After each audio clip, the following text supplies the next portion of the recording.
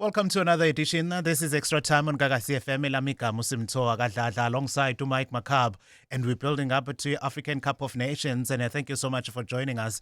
Namhlanje, it's a big one where Bafana will take a center stage, and the focus is big bonage. Njengoba sikwazile ukwenza kuma Springboks, sakwazi ukwenza na kuma Proteas kwi ICC Cricket World Cup. Now we focus isigiyoni Bafana. Mike, thank you so much for joining us. Namhlanje kwi Extra Time.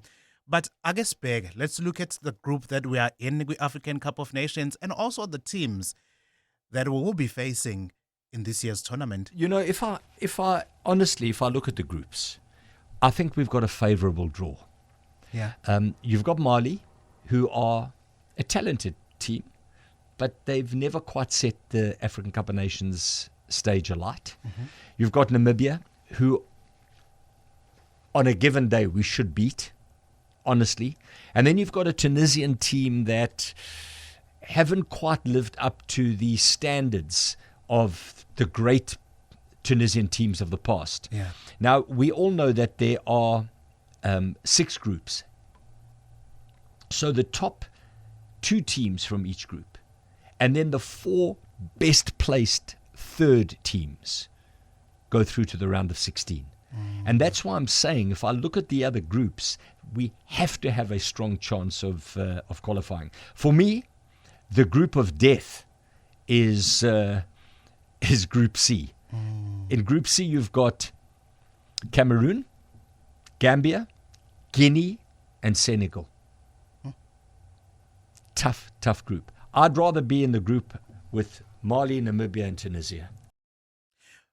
But Mike, if you look at him and also Hugo Bruce, they're in a camp at Cape Town as we speak, and today they had a press conference around about 3 and Dambam. But looking at this team and coach Hugo Bruce qualifying for AFCON as well, what should be the main focus now in this camp in Cape Town before we go to Ivory Coast camp?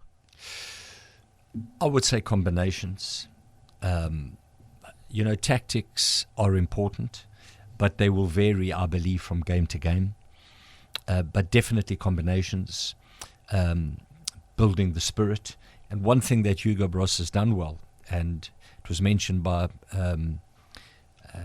Rulani Mokoena, he's shown loyalty to this group of players. And when you show loyalty as a coach to a group of players and you believe in them, they're bound to give you that extra effort. Yeah. And so it's about just consolidating what I think is going to be a wonderful team spirit amongst the players, and then working on various combinations. My concern is where the goals are going to come from. That's my concern. But having said that, if Lapasa strikes his early season form, if Percy Tau contributes, if Evidence Makgopa utilizes this platform to showcase himself. Yeah. A young Benny McCarthy did it many years ago. Then we could be in for a pleasant surprise. And I just think that we've got to play to our strengths. Our strengths will be to move the ball about quickly. We are not going to match a number of those teams in a physical confrontation, physical battle. But when it comes to a good touch, ball skills, good technique, we can match any team on the continent. Yeah. It's just about us doing the right things in the right areas. Well, Mike, when the team was announced that will take part in the African Cup of Nations, Abantu, there were certain players or names in that list. But there's one name, Eloge Kamuga, which is Utemba Wakazwane. And as South Africans, we have this tendency of putting a lot of pressure in these players when it comes to a tournament of the African Cup of Nations. Are we putting a lot of pressure, Utemba, Umshishi Wakazwane, going to Ivory Coast? I think Temba's a massively talented player. He's done incredibly well at Mamelodi Sundowns. He's not getting any younger. That's my concern. And one always has to manage that side of the game of a player. But he's a vital cog, I believe, in Bafana's chances. And it'll be interesting to see how Hugo Bross plays Temba and Percy, because they're pretty similar types of player. You've also got to get the balance right between attack-minded players and players who can defend. You know, it's all very well having great players on the ball, but you've also got to have a defense that is capable of defending when you're under pressure. Because there are bound to be times in a game when you're playing against the top African countries, there are bound to be times where you're going to have to suck up the pressure. And we then need warriors and gladiators to do that. So it's going to be interesting to see the combination and the sort of dynamic of the team that Bruce puts out. Do you think also Hugo Broos will be judged in AFCON? No, I think, you know, of course he'll be judged. We as South Africans will always judge those that coach our national team and or teams. So, of course, he'll be judged. But I do think that he needs to get out of the group stage. There's no doubt about that. If he doesn't get out of the group stage, it will be deemed a failure. And then thereafter, whatever happens, I believe, will be a bonus for South Africa. Yeah. I'm expecting us to get out the group stages, and with a little bit of luck, because the ball has to run your way in tight encounters. With a bit of luck, maybe a quarter-final or semi-final berth. But we've got to be positive. We have to be positive.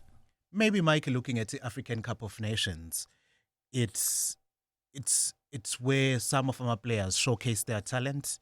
You are an agent. Obviously, some of the agents will be there just to look and scout for few players.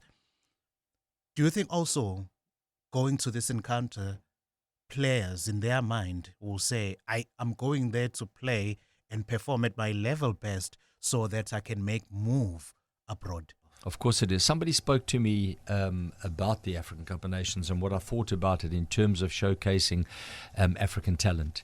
It's a bit of a mixed bag because a number of players playing at these tournaments are already well established in Europe. Yeah. So everybody knows them. And today scouting is done on statistics. Yeah. It's not done on a single performance.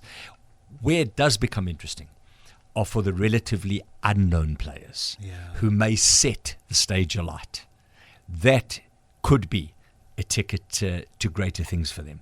So to those players, particularly the younger unknown players, great opportunity for them to show the world what they're capable of doing. Mike, let's look at the African Cup of Nations per se. It's a big tournament, big players coming in, and everyone wants to be seen. But on the Bafana side, we managed to qualify for African Cup of Nations.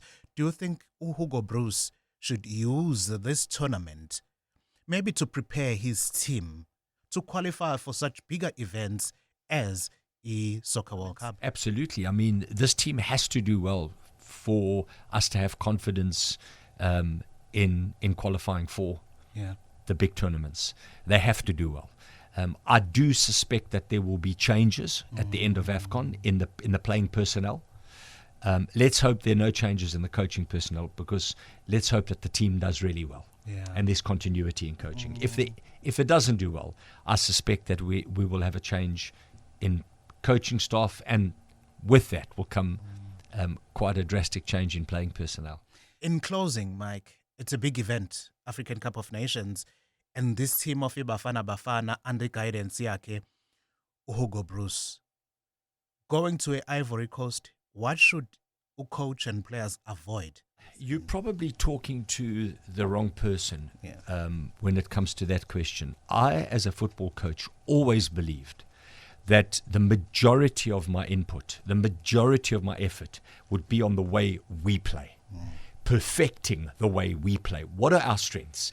South African footballers are able to move the ball around quickly. They're quick. They're able to transition quickly.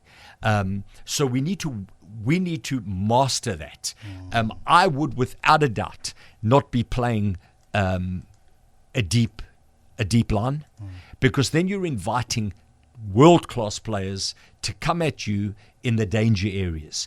I personally think we've got to be selecting a team that are not scared to play a high line, that are not scared of the ball that's played in behind them. And we need to select a team that can at least share, but possibly boss ball possession. Because when you control the ball, you ultimately control the game, because you limit the amount of time that the opposition has to create opportunities. And I would be playing to my strengths. Because if you start sitting back and start concerning yourselves about the other countries, you're going to be finding yourself in serious trouble. I mean, if you end up playing against a team that has 5, 6 key players, what are you going to focus all your energies on trying to stop those key players? For me, you've got to have a plan to counter 1 or 2 key elements of your opposition.